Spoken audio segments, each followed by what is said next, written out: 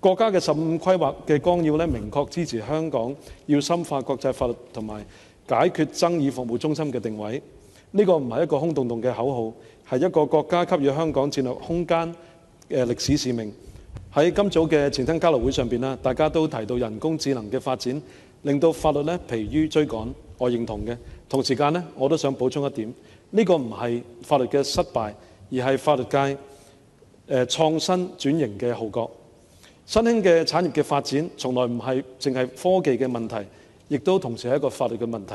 面對人工智能同埋數字科技席捲全球各行各業咧，法律界必須做到唔單止識 law tech， 即係法律科技，亦都要識 the tech of law。由於時間有限啦，我以商業航天為例咧，説明香港點樣可以將呢啲優勢轉化為實際嘅戰略部署。主席，試想下一個場景。一個商業嘅衛星喺太空咧，就軌道上面解體，碎片擊中咗第二個國家發射上嚟嘅太空嘅衛星，咁做到好大嘅損害損失。咁應該邊個賠呢？而呢現實係好殘酷嘅。